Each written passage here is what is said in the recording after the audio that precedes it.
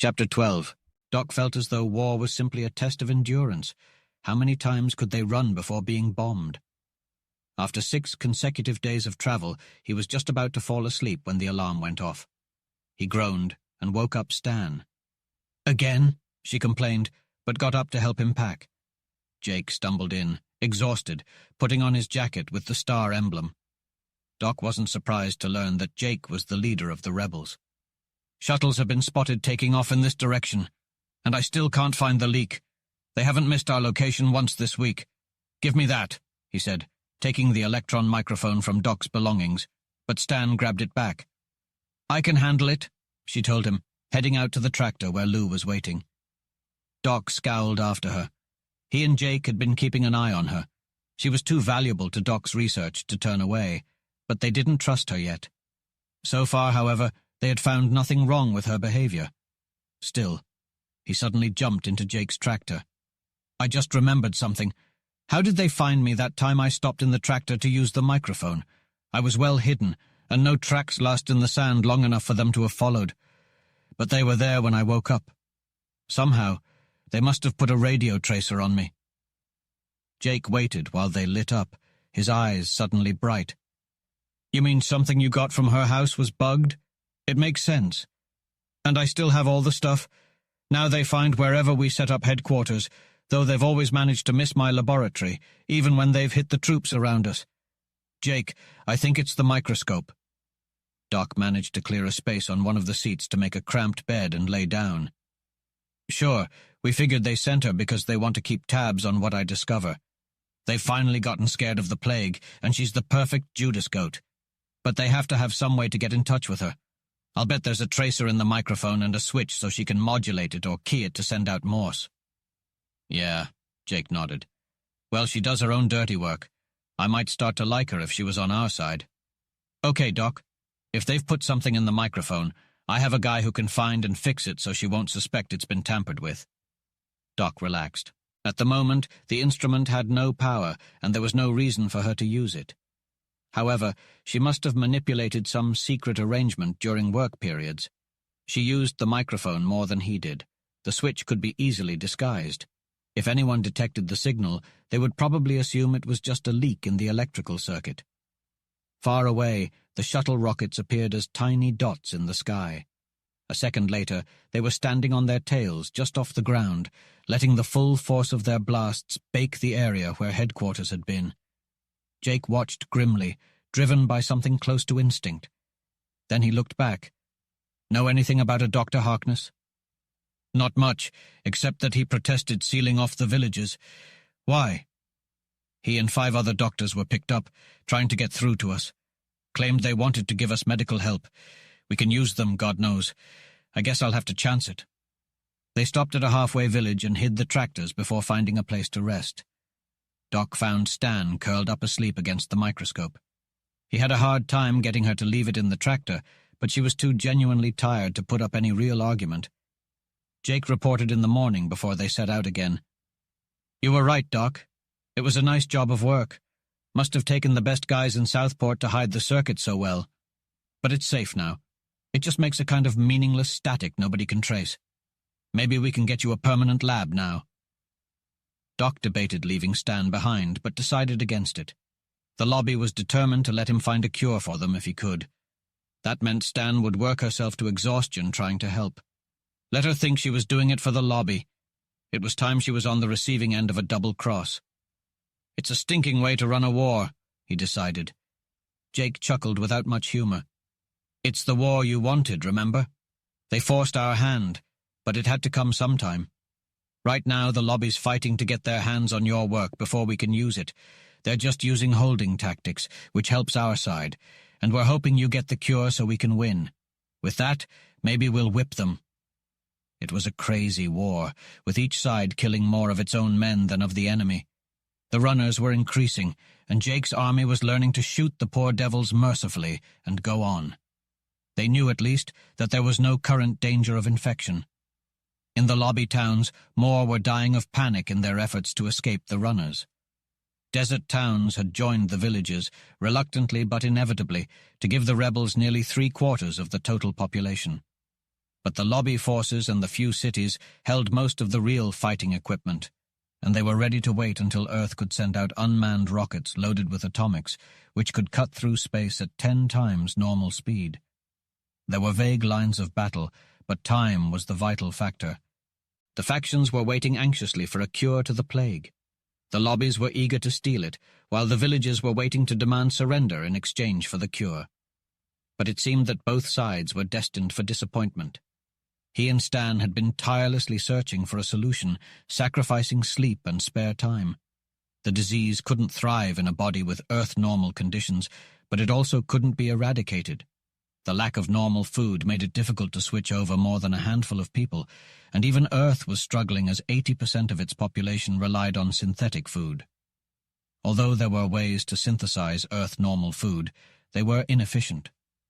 Jake had ordered one of the villages to rebuild their plant for this purpose, while another was producing the enzyme required for the switch. But it seemed that only a few of the most valuable men could be saved. "Any progress?" Jake asked for the 100th time. Doc gave a wry grin. "We've made a lot of progress, but it's not helpful. We've found an accelerator for the bug that can speed up its incubation, or even make someone infected catch it again. But we can't slow it down or stop it." The new laboratory was still being fitted when they arrived. It was dug into one of the few real cliffs in this section of Mars, and the power plant had been installed with a steam plant that operated off sunlight during the day through a series of heat valves that produced smaller amounts of hot water. "I'll see you whenever I can," Jake said. "But mostly, you're going to be somewhat isolated so they won't trace you. Let them think they messed up with the shuttles and hit you and Stan. Anything you need?" "Guinea pigs," Doc replied sarcastically, though it was meant as a joke, albeit a bitter one. Jake nodded and left them. Doc opened the cots as Stan came in, not bothering to unpack the equipment. "Hit the sack, Stan," he told her. She looked at him doubtfully. "You almost said that the way you'd address a human being, Dan. You're slipping. One of these days you'll like me again." "Maybe," he replied, too tired to argue. "I doubt it, though. Forget it and get some sleep." She watched him silently until he got up to turn out the light. Then she sighed heavily. "Dan?" "Yeah?" "I never got a divorce. The publicity would have been bad. But anyway, we're still married." "That's nice," he replied, swinging to face her briefly. "And they found the radio in the microscope. Better get to sleep, Stan." "Oh," she murmured, barely audible. There was a sound that could have been a sniffle if it had come from anyone else. Then she rolled over. "All right, Dan. I still want to help you." He cursed himself for telling her. Fatigue was clouding his judgment. He would have to keep a close eye on her from now on. Or perhaps she had finally realized the value of their research. She wasn't a fool, and it should have registered on her stubborn mind. He was too exhausted to ponder it. Come morning, she had breakfast ready. She didn't mention the previous night's conversation, instead launching into a discussion on how to prevent one of the organic antibiotics from breaking down into simpler compounds during the transition to Mars normal. Neither of them were skilled chemists or biologists, but they were the only ones available to do the work. Stan worked tirelessly throughout the day. Just after sundown, Jake arrived with a heavy box. "Mice!" he exclaimed, dropping the box to the ground. Doc removed the cover to reveal a fine screen and at least 6 dozen mice inside. "Harkness found them," Jake explained. "A hormone extraction plant used them for testing some of the products. They were shipped from Earth. It cost a couple of men to obtain them, but Harkness believes it was worth it. He's a skilled raider. Here." Jake returned to the doorway and came back with another box, filled with bottles and boxes. They had a decent laboratory, and Harkness picked out whatever he thought you could use. Stan and Doc sifted through the supplies. The labels were engineering ones, but the chemical formulas were enough to identify them. There were dozens of chemicals they never expected to obtain. "Anything else?" Doc inquired as they began organizing the supplies. "More runners, a lot more. We're still holding things down, but we're reaching a limit. Panic will start in the camps if this continues. But that's my concern. You stick to yours." Several of the new chemicals appeared promising in the tubes. However, 2 of them were fatal to the mice, and the others were entirely harmless to both the mouse and the germ. The plague was more robust in contact with living cells than in the artificial environment of the culture jars. They lost 7 mice in 2 days, but that didn't matter. The females were already pregnant, living up to their reputations. Doc couldn't recall the gestation period, but he knew it was brief.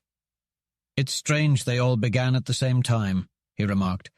"They must have been shipped out separately or kept apart while they were transitioning to Mars normal. Something disrupted their habits in any case." A few nights later, they discovered what it was. A terrible squealing woke him from a deep sleep.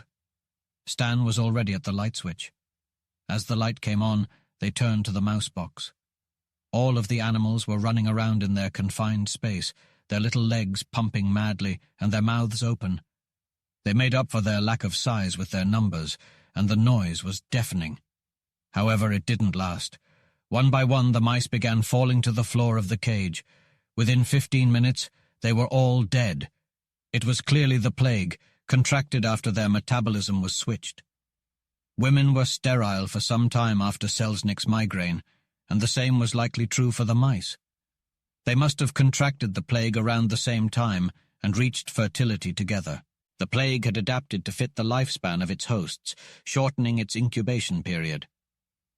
Stan prepared a slide in silence, and Doc peered through the microscope, observing the familiar cell.